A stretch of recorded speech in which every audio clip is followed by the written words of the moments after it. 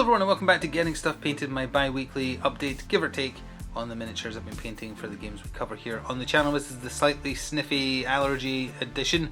Apologies in advance for any of that. But today we have a single model from Bardsung with a story to tell about why it was painted, some Marvel Crisis Protocol, a whole heap of Batman the miniature game, and then a little bit of Bot War on the end. On that subject actually, you can just make out at the top of your screen there is the assembly process for some of the cardboard buildings that are part of the terrain pack for Bot War that was in the second edition unboxing I did. So we'll be seeing that on the table relatively soon. There's quite a lot of buildings, so it's taking a while to get through, but I guess that kind of counts as an update. They've been getting done. But yeah, so let's start with the one anomaly, which is the Crone miniature from Bardsung, because I did say I wasn't going to paint any of the enemies in Bardsung. The reason I painted this one is, well, you already have seen the answer if you watched the Don't Look Back series. I needed a ghostly killer, like a spectral kind of the Ring type ghost. And I didn't have any miniatures that really fit that criteria. And I was looking at the Crone and I was like, well, that's a creepy looking ghost type thing with bony limbs, which is how it's described as looking. That'll do nicely.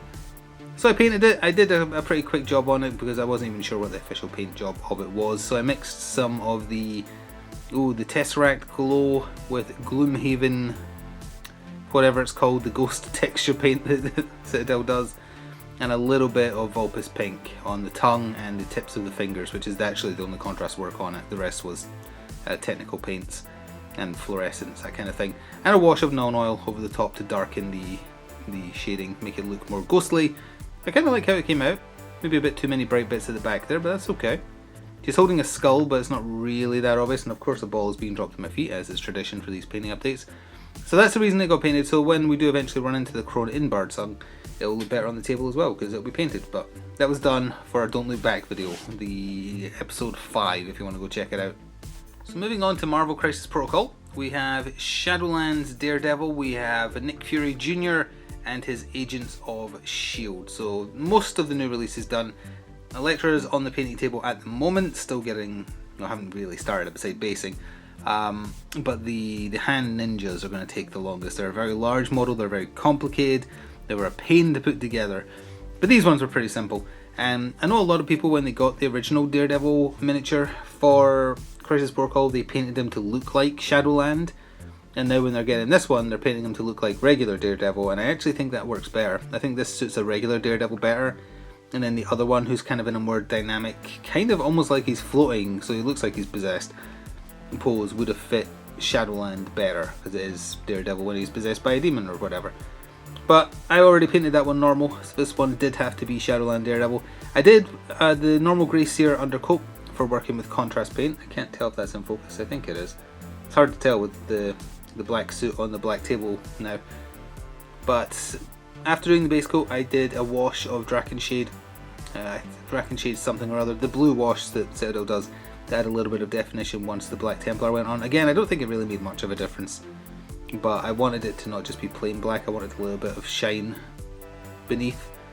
Also used some lead belcher on the knee and elbow guards, and then Flesh Tear red for his sticks, belt, logo, and straps on his arm. Gryph-hound orange for the bricks. Oh, I did also want to have an autumn theme for the hand ninjas. I don't know why, I just did. So I used these on the Red Rain Batman as well. So it's just some autumn leaves just glued to the base. Add a little bit of flavour. I don't think they work as well as I would have hoped to look like it's kind of like gusting through. But it might look better on the hand ninjas and Elektra because they're kind of like in motion, whereas Daredevil was standing still. So we'll see. I'm okay with how that turned out. But I would have preferred if there was a bit more definition as I look and find a ball at my feet. A bit more definition would have gone a long way. Let's cover the S.H.I.E.L.D. agents. So there should be 3 on this base, but like I said during the unboxing of them, I don't like the one that looks like he's mid-descending from a rope, because it makes it just look like he's floating on nothing, obviously. I don't like that look at all, so I decided he has been replaced with just a pile of rope. But the other 2 are on there, and they only have 2 wounds anyway, so it makes sense that there's 2 of them. But this is just Ultramarines blue. This is just the normal grey sear undercoat with neon oil over the top. simple as that, super quick. Gilman Flesh and Flesh Terror, not Flesh Terror, Fire Slayer, that's the one, for the other skin tone there. And it was Snakebite Leather for the ropes. Super simple, easy, quick. Wouldn't have taken that much longer if the third one was on the base. As I say, the only reason I didn't model him on the base, I didn't like that he was hanging from the rope. Alright, one ball throw later, let's look at Nick Fury, who was actually the first one I painted out of a lot of them, and we'll hopefully be seeing a return to some Crisis Protocol battle reports starting with the Shield faction. So for his basic uniform, which I don't believe is in focus currently, give it a second. Come on, don't make me tap the screen. There we go. Again, this was the Fire Slayer for the skin tone, Ultramarines Blue for his under armour. That's just the base coat for the white shield insignia, same with his knee straps and boots. And I did the exact same for his trench coat that I was talking about for Daredevil's suit just now. And that's just Lead Belcher Silver for his gun with non-oil over the top. Simple, I like it's such a simple pose, like he's just pointing, but they made it look very dramatic and not too silly and commanding, which is what he is doing. Nick Fury commands shield. So I like the pose. It's basic but effective, as opposed to something like their winter, I almost kill a penguin with him, their Winter Soldier pose, which might be the laziest, I think it is still the laziest, worst pose they've done to date. But we're not here to talk about that. Let's talk about the Batman miniature game. Now we've done that chunk, we'll just move them back a little bit over there. Lots of penguin stuff, lots of Joker stuff, and then one very large happy pudgy shark. So I painted up the big duck, which then led me to needing to paint these three small penguins. They go down in size, down to the baby, who is the bomb one, which is disturbing. But these go with the penguin when he has this upgrade that lets him come into the battle on his duck from Batman Returns. So we've got these little ducks, not much to them because honestly it's just Black Templar with the Grey Seer base coat and then a tiny bit of Iyanden yellow with silver for the armour and a wash over the top. And they go down in detail as well as they go down in size. So there's not that much to work with to do anything super fancy. But the first one's a missile launcher penguin, this one is a minigun, and then this one is just literally strapped with a missile or a bomb to blow himself up. They're from the movie, it was a Tim Burton movie, you expect it to be weird. The main thing though is the duck.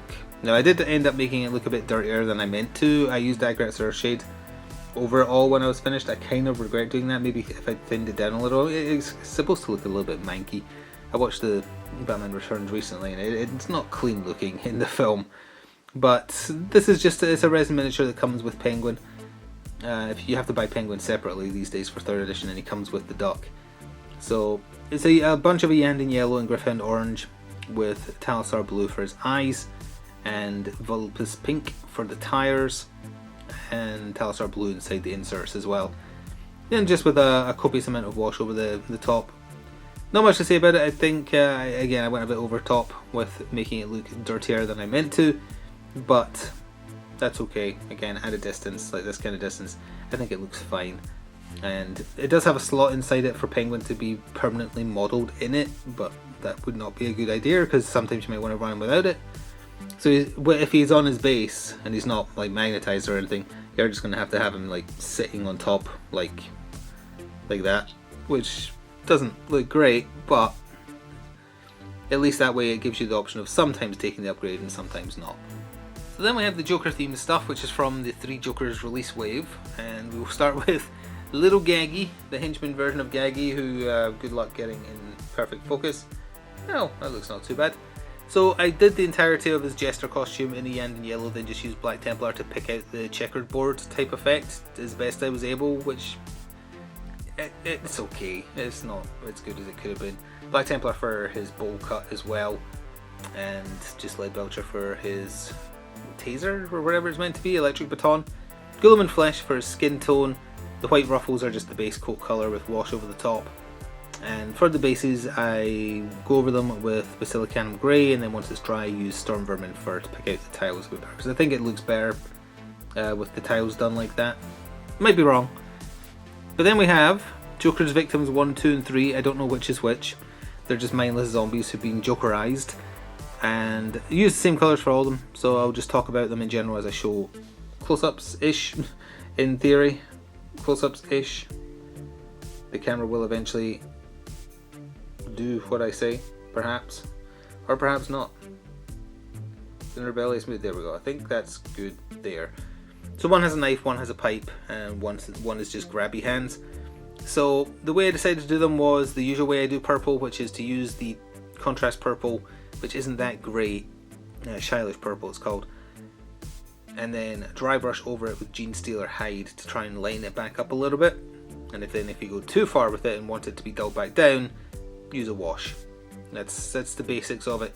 Warp Lightning green for their Joker hair, and Blood Angels red, just a normal Blood Angels red, for the crooked smiles they have.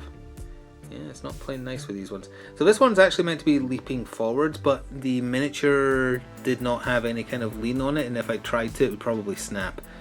So instead I've just settled for it looking like he's casting Fireball at someone much taller than him.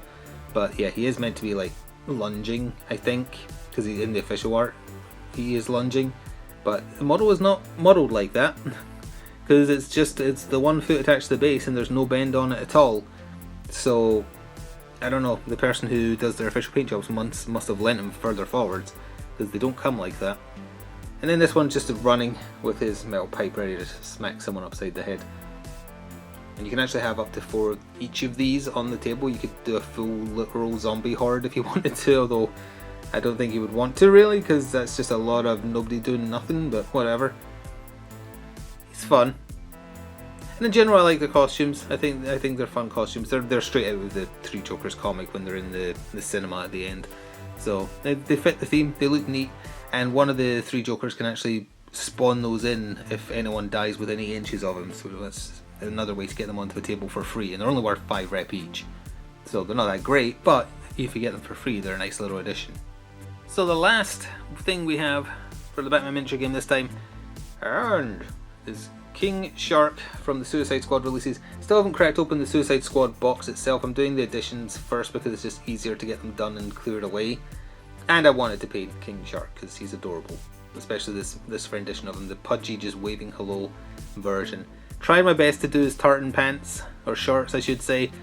Again, at a distance, I think it looks pretty okay. Up close, obviously, you can see that it's not that great, but I used Aethermatic Blue for his pants, then did splodges of Genestealer hide, and then just tried my best to do the kind of crosshatch with just black paint, just normal black paint. For him himself, it was Grey Seer base, obviously, and then a little bit of Space Wolves Grey, leaving certain parts white where it was in the official paint job, like around his mouth, his belly, etc. And then while that was wet, did a little bit of Opus Pink just to create a little bit of colour tone. Used that for his lips as well. His tonal colours aren't quite the same as the other King Shark that's available for the game, which I did cover in the series a long time ago. But basically use more or less the same kind of strategy for it. Then the Starros on his base are just Opus Pink, Ultramarines Blue, just the regular Ultramarines Blue, and then a dollop of Nurgling Green to get the eye thing. So yeah, I'm happy enough with how it turned out. Just I like the model in general. He's just very fun. He just looks so friendly. He's just waving hello. He's adorable. And then with that, we have 2 little additions for Bot War. I've started getting through the 2nd edition starter set for Coils, which is one of the factions that was in the unboxing. These 2 don't really fit the theme of the other ones, and they're small, so I decided to get them done first because it would be quick and easy. They're kind of like little drill bots. They're not. I think they can actually be stored inside other robots. So I used the same idea for both of them, although one of them is to match the official colour job, one of them is purplish, one of them is bluish. Talisar blue, Shyless purple, Lead Belcher for the drill bits on their front, and that is Warp Lightning green for the little protective guard in front of them. Lead Belcher silver, non-oil wash, and then just sand and some flock and whatever bushes for the base as well. The 2 smallest and therefore quickest to get done for the coils. And then there's, I think, 5 other bots, although you'll be seeing Bot War sooner than it will take me to paint the coils, and I'm going to use some of the existing miniatures I had already to play a 2nd edition Battle Pro. Just got to get the rest of those buildings over here assembled, but it should be soon, so you should be seeing that relatively soon. And that about covers it. I've still got stuff on the painting table to be due. I'm getting through stuff quite quickly because I've got so much Batman stuff to paint. Still got Crisis Protocol Elektra and the Hand Ninjas, still painting Bot War, and some new Don't Look Back expansion stuff as well. So there's a lot to come.